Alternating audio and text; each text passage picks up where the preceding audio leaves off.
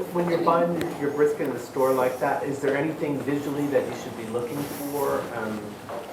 Just I think then it outside? goes back like you're talking about, if I'm going here, here's one of the things I would say on here. Here I've still got a pretty good amount of fat. If I'm taking a look at these two briskets here, to me, I would go away from this brisket and more to this one simply because this I know is fat that's going to be just trimmed away, and that's what Davey's digging around right now. It's down there, and that's some pretty hard fat, and he's getting off there. It's not really decal, but it's kind of where the decal had been. The decal would have been right in here. There's that little piece right in there, because what's happening, here's the deep pectoral going across here, and the superficial pectoral's underneath it, and it's kind of that pocket right in there. And that's pretty hard because that's where that bone would have been too. Right along that edge, where the hard fat is, along the edge. Right in there. So that's one of the things I think if I'm looking at that, then I kind of turn it over, and again, this has got a pretty good amount of fat over here. This one does too. They're all going to have fat. So you're kind of taking a look at just kind of making some evaluation in that.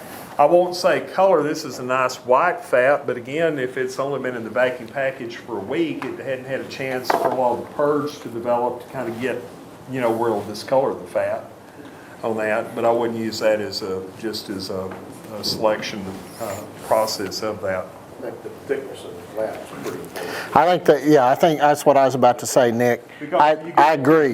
You get into these that are too narrow, and then you're if you look at it, you can, once we trim this, I think you'll see we can make this brisket where it's almost the same thickness throughout. And then you're going to cook it a little more even pathway. What's too narrow?